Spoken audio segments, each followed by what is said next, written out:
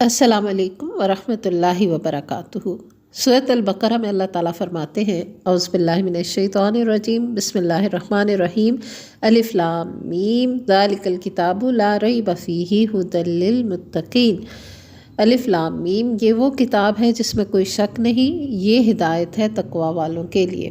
تو یہاں سے یہ پتہ چلا کہ اللہ تعالیٰ نے یہ کتاب نازل کی ہے جس میں رہنمائی ہے، ہدایت ہے، جو رستہ بتاتی ہے، اور انسان اس کے ساتھ روشنی کا ایک سفر طے کرتا ہے جس میں اس کو صحیح اور غلط کا فرق پتہ چل جاتا ہے۔ لیکن یہ صرف اس کو بتاتی ہے جس کے اندر تقوی ہو، اور تقوی کیا ہے؟ خدا خوفی، یعنی انسان اللہ کی ناراضگی سے بچنے کے لیے گناہ سے رک جائے اور اللہ کی رضامندی حاصل کرنے کے لیے اچھے کام کرے، غلط کام کرتے ہوئے اس کے دل میں خوف ہو کہ کہیں اللہ مجھ سے ناراض نہ ہو جائے۔ تو اس کو کیا کہتے ہیں؟ تقوی۔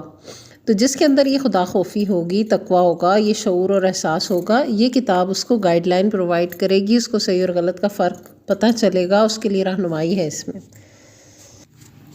پھر سورۃ البقرہ میں ہی آیت نمبر 183 میں اللہ تعالیٰ فرماتے ہیں یا ایھا الذین آمنوا کتب علیکم الصیام کما کتب علی الذین من قبلکم لعلکم تتقون۔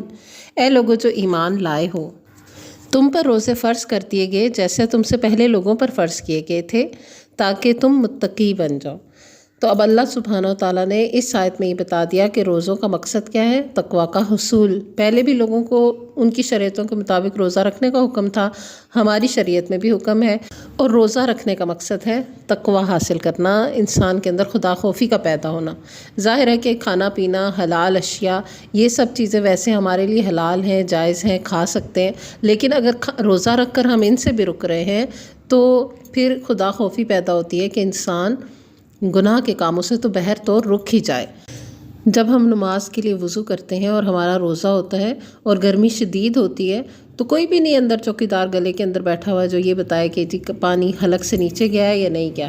تو وہ کون سی چیز ہے جس کی وجہ سے ہر روزے دار اس پانی کو حلق سے نیچے نہیں کرتا بلکہ کلٹی کر کے باہر نکال دیتا ہے یا چھپ کر نہیں کھاتا؟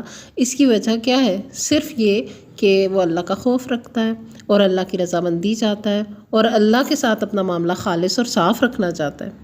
چاہے وہ مجمع میں ہے یا بالکل وہ اکیلا ہے، وہ ایسا کوئی کام نہیں کرے گا جس سے اس کے روزہ ٹوٹ جائے۔ تو بس یہی ہے کہ انسان کو اللہ تعالیٰ نے دنیا میں بھیجا ہے تو اللہ تعالیٰ نے اس کے اوپر کچھ احکامات لاگو کیے ہیں، کچھ چیزیں اس کے لیے جائز قرار دی ہیں، کچھ چیزوں سے منع کیا ہے، تو ان کی پابندی وہ اپنی طور پر پوری طرح سے کرے تاکہ اللہ اس سے راضی رہے اور وہ اللہ کی ناراضگی سے بچا رہے۔ اسی کو تقوی کہتے ہیں۔ تو روزے کیوں فرض کیے گئے؟ ایک پریکٹس کروائی گئی تاکہ ہمارے اندر یہ تقوی پیدا ہو۔ اور پھر آیت نمبر 185 جس میں اللہ سبحانہ وتعالیٰ فرماتے ہیں شہر رمضان الذی انزل فیہ القرآن۔ رمضان ہی تو وہ مہینہ ہے جس میں اللہ تعالیٰ نے قرآن مجید نازل کیا ہے، ھدی للناس وبینات من الھدی والفرقان۔ اس میں ہدایت ہے لوگوں کے لیے اور ہدایت کی روشن نشانیاں ہیں، اور فرقان ہے یعنی یہ تفریق کر کے بتا دیتا ہے صحیح اور غلط کا فرق۔ تو اب آپ یہ دیکھیے کہ رمضان میں قرآن مجید نازل ہوا۔ قرآن سب کے لیے، انسانوں کے لیے ہدایت تو ہے، لیکن اس میں سے ہدایت لیتا کون ہے؟ ھدی للمتقین ہے تو سب انسانوں کے لیے، ھدی للناس سب انسانوں کے لیے ہدایت ہے، لیکن ہدایت لیتا کون ہے؟ ملتی کس کو ہے؟ جو تقوی والا ہوتا ہے۔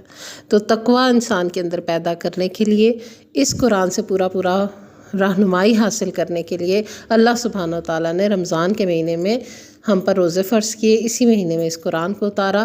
یہ اللہ نے ہم پر احسان کیا کہ ہم سے اس مہینے میں ایک ایسا عمل پریکٹس کروایا، ایسا عمل ہم پر فرض کیا جس کی وجہ سے ہمارے اندر تقوی پیدا ہو، اور اس تقوی کی وجہ سے اس کتاب سے ہمیں رہنمائی حاصل ہو، اس کتاب کا ہمیں فائدہ حاصل ہو، تاکہ ہم اندھیروں میں نہ بھٹکتے پھریں بلکہ اس کی روشنی کے ساتھ اپنی زندگی آسان طریقے سے گزار سکیں۔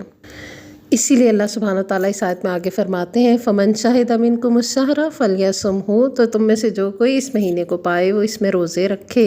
وَمَنْ كَانَ مَرِيضًا أَوْ عَلَى سَفَرٍ فَعِدَّةٌ مِّنْ أَيَّامٍ أُخَرَ۔ تو جو کوئی مریض ہے اور مسافر ہے تو وہ بعد میں گنتی پوری کر لے، یعنی اگر شرعی عذر ہے کسی کا بیماری کی وجہ سے یا سفر کی وجہ سے اس کا روزہ رہ گیا تو وہ بعد میں اس کو پورا کرے گا۔ اس کا مطلب یہ نہیں ہے کہ روزے کی رخصت ہے تو بعد میں بھی پورا نہ کریں، بعد میں رکھیں گے، یرید اللہ بکم اليسر ولا یرید بکم العسر، اللہ تمہارے ساتھ آسانی چاہتا ہے، وہ تمہارے ساتھ تنگی نہیں چاہتا۔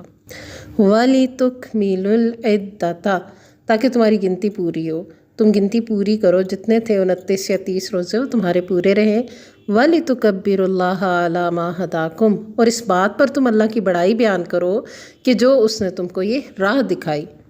وَلَعَلَّكُمْ تَشْكُرُونَ، اور تاکہ تم اللہ کے شکر گزار ہو جاؤ۔ تو ان آیات سے کیا پتہ چلتا ہے؟ روزے کے مقاصد میں تقویٰ کا حصول بھی ہے، روزوں کی گنتی پوری کرنا بھی ہے، اللہ کی بڑائی بیان کرنا بھی ہے، جو کہ اس نے ہمیں یہ راہ دکھائی کہ ہم روزے رکھیں، ہمارے اندر تقویٰ پیدا ہو اور اس کتاب سے ہمیں رہنمائی ہو، یہ اللہ تعالیٰ نے ہم پر احسان کیا۔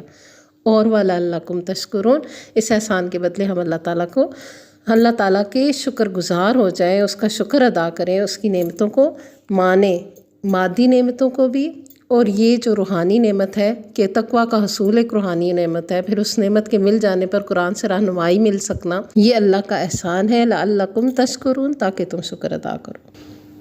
تو کنکلوژن یہ ہے کہ رمضان، قرآن اور تقویٰ یہ ایک ٹرائی اینگل ہے، یہ تینوں چیزیں ایک دوسرے کے ساتھ جڑی ہوئی ہیں، اسی لیے ان تینوں کو یہاں پر روزوں میں رمضان المبارک کے مہینے میں اکٹھا کر دیا گیا۔ اور رمضان میں آپ نے 4 ٹارگٹس اپنے سیٹ کر لینے ہیں کہ جب 30 روزے آپ کے گزر جائیں، رمضان کا مہینہ مکمل ہو جائے تو آپ کے پاس یہ چاروں چیزیں پہنچیں یا نہیں پہنچیں۔ نمبر 1، لعلکم تتقون، دیکھیں کہ آپ کے اندر تقویٰ کچھ جنریٹ ہوا، کوئی خدا خوفی میں اضافہ ہوا، یا ویسے کہ ویسے ہی پڑے ہوئے ہیں جیسے پہلے تھے۔ وَلِتُكْمِلُوا الْعِدَّةَ، آپ کی کاؤنٹنگ کمپلیٹ ہے، یہ جو ایام معدودات ہیں، گنے چنے دن ہیں رمضان کے، اس میں آپ نے جتنے روزے اللہ نے فرض کیے تھے اتنے ہی رکھے ہیں یا آپ کے رہ گئے ہیں کچھ، اور اگر رہے ہیں تو آپ نے بعد میں پورے کیے ہیں یا نہیں۔ وَلِتُكَبِّرُوا اللَّهَ عَلَى مَا هَدَاكُمْ، روزوں کی کمپلیشن پر دیکھیے کہ آپ نے اللہ کی بڑائی بیان کر رہے ہیں کہ نہیں۔ جیسے کہ آپ کو پتہ ہی ہے کہ جب چاند نکل آتا ہے عید کا تو اللہ کی بڑائی بیان کی جاتی ہے، اللہ اکبر لا الہ الا اللہ واللہ اکبر اللہ اکبر وللہ الحمد۔ اس ہدایت پر جو اللہ نے دی، اس پر آپ نے اس کی بڑائی بیان کی یا نہیں؟ وَلَعَلَّكُمْ تَشْكُرُونَ، اور آپ اس کے شکر گزار ہوئے یا نہیں؟ ویسے تو ہر کھانے کے بعد، ہر افطاری کے بعد، ہر لمحے، ہر نعمت پر ہی اللہ کا شکر، لیکن اس بہت بڑی نعمت پر، رمضان کے آنے پر، روزوں کے ملنے پر، خدا خوفی پیدا ہونے پر، اور اس کتاب سے رہنمائی ملنے پر، اس کتاب کے نازل ہونے پر، اس کتاب کو ہمارے لیے رہنمائی بنا کر بھیجنے پر، ان سب باتوں پر اللہ سبحانہ و تعالیٰ کی شکر گزاری ہمارے دلوں میں پیدا ہوئی یا نہیں؟ تو یہ رمضان المبارک کے وہ بنیادی مقاصد جو ہمیں قرآن کی روشنی میں سمجھ آتے ہیں۔ اللہ تعالیٰ ہم سب کو بخیر و عافیت ان پر عمل کرنے کی توفیق عطا فرمائے، تمام امت مسلمہ پر اپنا فضل و کرم فرمائے، اور ہمارا حامی و ناصر ہو۔ وآخر دعوانا ان الحمد للہ رب العالمین، آمین۔ سبحانک اللہم و بحمدک، نشہد ان لا الہ الا انت، نستغفرک و نتوب الیک۔ السلام علیکم ورحمۃ اللہ وبرکاتہ۔